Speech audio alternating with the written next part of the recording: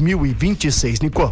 Exatamente. Um alô, Jairo Júnior, todo mundo ligado aqui no nosso Papo de Craque. O Seabra tinha negociações já avançadas, dado praticamente como certo assim pelo Coritiba, mas com alguns detalhes para serem fechados, o que aconteceu no final de semana. Por isso, hoje pela manhã, ele foi anunciado de forma oficial, será o técnico do Coritiba neste ano bem importante, que é o de retorno para a Série A do Campeonato Brasileiro.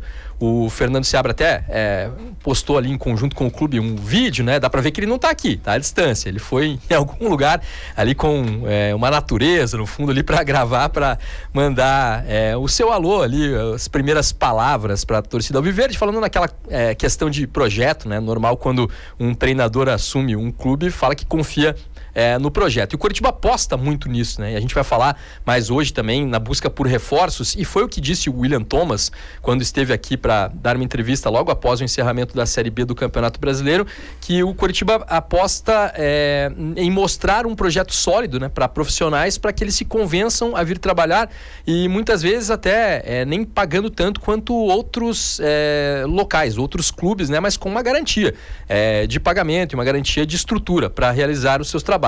Foi assim na conversa com os treinadores e está sendo assim também na conversa com possíveis reforços.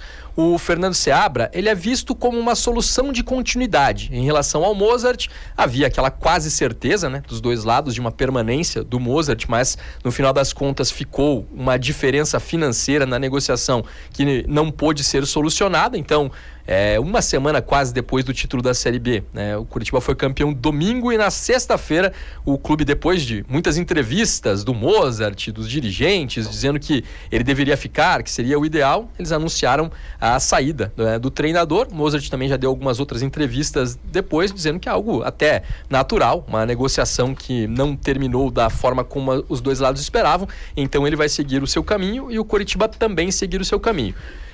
A partir daí, o clube começou a cogitar nomes, assim, e da parte do departamento de futebol, os que foram colocados na mesa, mais aqueles com um estilo de trabalho pelo menos parecido, assim, com a mesma plataforma de jogo, digamos assim, do que o Mozart. E apesar de muitos nomes terem sido especulados, desde o princípio aqui eu falei que, lá no começo pelo menos, tinha informação de que haveria uma conversa com o Roger Machado, que comandou o Internacional no Campeonato Brasileiro. A conversa houve de fato, mas ela acabou travando, até porque o Roger foge muito da questão orçamentária. Tanto o salário dele, mas principalmente de toda a comissão técnica. Ele não abre mão de trabalhar com 4 profissionais, são 2 auxiliares, um preparador físico e mais um analista de desempenho. Com o Mozart, por exemplo, trabalhava apenas com um auxiliar direto, que era o Denis Ivamura. Então travou aí, né, a conversa com o Roger Machado, e eram 2 nomes, desde o princípio assim, citados. O outro, o do Fernando Seabra, que trabalhou até 1 mês e meio atrás, mais ou menos, no Red Bull Bragantino. Começou muito bem o Campeonato Brasileiro, mas depois, para a parada do Mundial de Clubes, o time dele entrou em parafuso, né? Começou a perder, até que ele foi demitido já na reta final do Campeonato Brasileiro para a chegada lá do Wagner Mancini. São 2 técnicos que têm uma plataforma de jogo parecida com a do Mozart, baseada naquele controle de jogo. Claro que você vai encontrar aspectos diferentes, né? O Mozart tinha quase uma obsessão pela recomposição, assim. O time tentava manter o controle com a posse, quando perdia, tinha que todo mundo recompor muito rápido.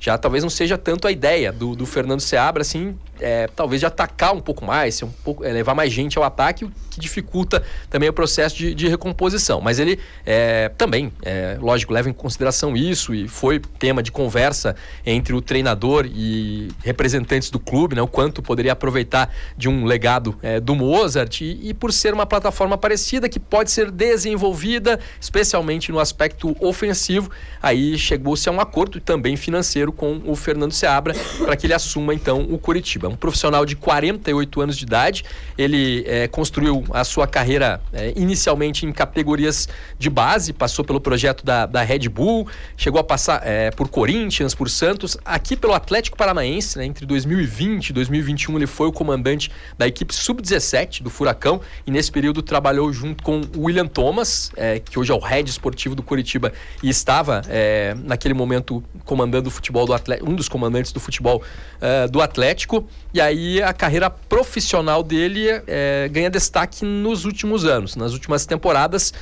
No Cruzeiro também já tinha passagem na base, ele assume ali o time meio que junto com o Paulo Autuori na reta final do Brasileirão de 2023, né? O Autuori tem essa forma de trabalhar, assim, ele pode ser até o chefe, assim, mas tem alguém ali mais na prática, dando os treinos, até na beira do campo, comandando a equipe, e os dois conseguem salvar o Cruzeiro do rebaixamento, né? Em 2023 era uma situação bem complicada. Então, em 2024 ele entra no comando do Cruzeiro, tem a sua primeira experiência em Série A de Campeonato Brasileiro, parte da campanha que levou o Cruzeiro à final da Copa Sul-Americana, mas ele acaba sendo demitido até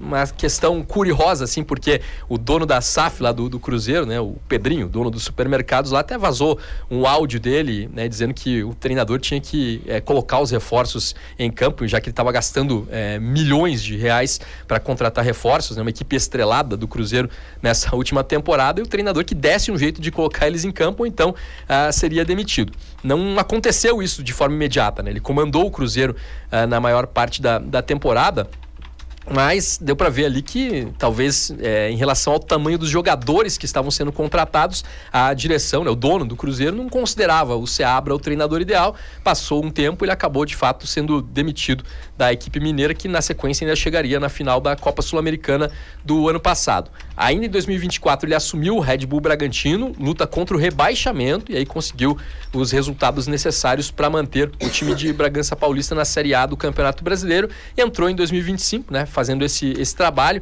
e no Campeonato Brasileiro, como eu falei, conseguiu começar muito bem, colocar o Bragantino entre os primeiros colocados, mas depois uma queda vertiginosa após a parada para a Copa do Mundo. Ele foi demitido, ficou livre no mercado, o que também facilitou um pouquinho as negociações, né? Com o Coritiba, eu falava muito de o mercado se ajeitar a partir de agora, a partir de hoje, com o fim da Série A do Campeonato Brasileiro, com todos os treinadores, jogadores, agentes, sabendo qual time estará em cada prateleira, né? Quem vai ser de Série A, quem vai ser de Série B, quem vai para a fase de grupos da Libertadores, quem vai para a fase preliminar, quem vai para a Sul-Americana. Isso determina também faixas salariais, né, do mercado. Então todo mundo esperando, mas o Seabra já vinha conversando ali com o Coritiba, e as duas partes entenderam que era um melhor caminho a seguir. Então, mesmo antes que o mercado esquente de forma definitiva, o Coritiba anunciou na manhã de hoje o Fernando Seabra como seu novo treinador.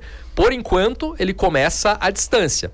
O planejamento vai se reunindo por teleconferência, digamos assim, com a diretoria do Coritiba, para já ir participando do planejamento, dando suas opiniões sobre jogadores que podem ser contratados, inclusive talvez podendo fazer algumas indicações. Ele é esperado, então, na data de reapresentação do time, que é o dia 27 de dezembro, no CT da Graciosa, aí já com remanescentes que ficaram com contratos, também com jogadores que voltam de empréstimos, alguns garotos da base e reforços que venham a ser contratados, que já esteja tudo certo, também podem se reapresentar. Está marcado, então, o início do trabalho do Fernando Seabra para o dia 27 de dezembro no CT da Graciosa, e aí já no dia 7, a estreia no Campeonato Paranaense. Ainda vai ser um time alternativo, né? Vamos ver se ele vai comandar, mas já no final do mês de janeiro, a estreia tão aguardada numa Série A de Campeonato Brasileiro. E é claro, a gente vai acompanhando todo esse processo agora com mais detalhes, mas o nome do treinador, que era uma prioridade do clube até para afinar o planejamento, já foi definido. O Coritiba pula essa etapa e vai para as seguintes da montagem do seu elenco, Juninho. Valeu, obrigado. Nicolas França trazendo informações aí do Coritiba e falando